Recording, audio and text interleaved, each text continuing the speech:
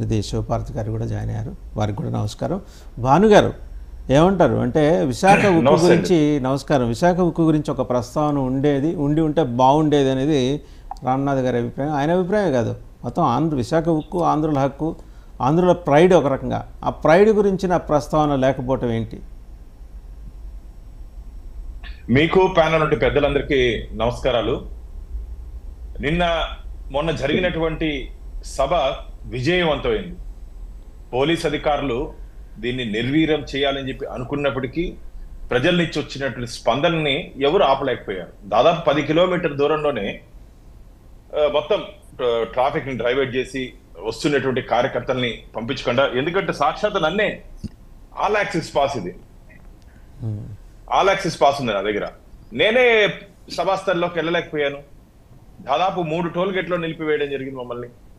దాదాపు నేను 1:30కి మీటింగ్ టైంకి కాదండి, 1:30కి చిలకలూరిపేట ముందు నేను జాయిన్ అయితే దిగి పోలీస్ అధికారులతో దెబ్బలాడుకోవాల్సిన అవసరం ఏర్పడింది. ఎందుకంటే ఇది సమంజసం అంటే ఉద్దేశపూర్వకంగా ఇప్పుడు ఎన్నికల కోడ్ ఉంది, ఇప్పుడు కూడా స్వామి భక్తిని చూపించాల్సిన అవసరం ఉంది పోలీస్ అధికారులకి. కాబట్టి ఉద్దేశపూర్వకంగా పోలీస్ అధికారులు చాలా నిర్లక్ష్యంగా వ్యవహరించారు. దీని మీద నిన్న మేము ఎలక్షన్ కమిషన్ కూడా ఫిర్యాదు చేయడం జరిగింది.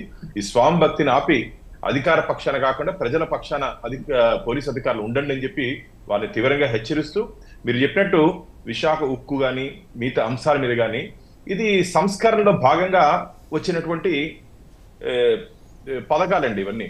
కాబట్టి ఇప్పుడు కూడా మేమేదో విశాఖని ఇంచులకు అమ్మేస్తున్నాము, విశాఖ ఉక్కును అమ్మేస్తున్నాం అని చెప్పి మా మీద అసత్య అబద్ధపు ప్రచారం చేస్తున్నారు. విశాఖ ఉక్కు పరిశ్రమ మేము ఎక్కడ అమ్మట్లేదు. దాని మీద మొన్ననే మా రాష్ట్ర అధ్యక్షురాలు గారితో కూడా మేము మాట్లాడడం జరిగింది. దీని మీద ఏ విధంగా తీసుకుపోవాలి, ప్రజలకి అక్కడ నుండి పనిచేసే కార్మికులకు కానీ ఎటువంటి ఇబ్బందులు లేకుండా దీన్ని ఏ విధంగా ముందుకు తీసుకోవాలి, ఖచ్చితంగా రాబో రోజుల్లో ఎన్నికల్లోపే భారతీయ జనతా పార్టీ దీని మీద ఖచ్చితమైనటువంటి మాట ఇచ్చే అవకాశం ఉంది. మాటకి ఇంతకుముందు మిత్రులు మాట్లాడుతూ అన్నారు, ప్రధానమంత్రి గారిని గతంలో తిట్టారు కదా, ఈరోజు సభలో చెప్పొచ్చు కదా, సభ ముందు చెప్పొచ్చు కదా అని. మేమేం మాట్లాడాలో కూడా మీరే చెప్పాలంటే ఇంకెట్లాంటి రాజకీయ పార్టీలో మీరేం ప్రసంగాలు చేయాలో బహిరంగ సభలో కూడా మేమే స్క్రిప్ట్ రాసి ఇవ్వాల్సిన అవసరం మాకు లేదు కదా. లేదు, అది కాదన్న బాణన్న, నేను అది కాదన్న రైట్ చేసింది ఆయన ఒక బీజేపీ అధ్యక్షుడుగా కాకుండా ప్రధానమంత్రి హోదాలో ఉన్నారు కాబట్టి అలాంటి అంశాలను ఆయన చెప్పి ఉంటే బాగుండేది అన్నాను నేను. బీజేపీ అధ్యక్షుడు నడ్డా గారు కరెక్ట్ అన్న, కానీ అదే నేను అదేంటానన్న, ప్రధానమంత్రి అన్నప్పుడు కొన్ని ఆస్పిరేషన్స్, పీపుల్ ఆస్పిరేషన్స్ ఉంటాయి కదన్న, ఆ అంశాలను అడ్రస్ చేయాలనేది మా భావన. వారు చెప్పారు ఆంధ్రప్రదేశ్ ని అభివృద్ధి పదంలో ముందుకు తీసుకుపోవాలని చెప్పారు. ఖచ్చితంగా ఇంకా సమావేశాలకి దాదాపు మే 13 మన రాష్ట్రంలో ఆంధ్రప్రదేశ్ లో ఎన్నికలు జరిగే అవకాశం ఉంది. కాబట్టి ఇంకా చాలా సమావేశాల్లో వాళ్ళు పాల్గొనే అవకాశం ఉంది. ఖచ్చితంగా మీరు అనుకున్నట్టు ఆంధ్రప్రదేశ్ ప్రజలు ఆశిస్తున్నటువంటి ఆశల్ని ఖచ్చితంగా భారతీయ జనతా పార్టీ నెరవేర్చే అవకాశం ఉంది. ఇప్పటికే విభజన సమయంలో 2014లో ఏ విధంగా మేము హామీలు ఇచ్చామో దాంట్లో 98% మేము పూర్తి చేసాం. కొన్ని రాష్ట్ర ప్రభుత్వం చేయాల్సిన పనులు, స్థల కేటాయింపులు కానీ ఇది చేయని కారణంగా కొన్ని పెండింగ్ పడ్డాయి, కానీ ఎక్కడ నిలిచిపోలేదండి. కానీ అన్ని మూవ్ అవుతాయి.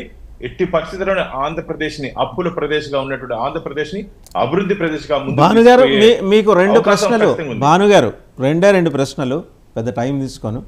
ఒకటి, మన పొరుగునున్న ఒరిస్సా రాష్ట్రంలో నీలాంచల్ ఉక్కు ఫ్యాక్టరీని ప్రైవేటు పరం చేయడం మన కళ్ళ ముందు చూసాం.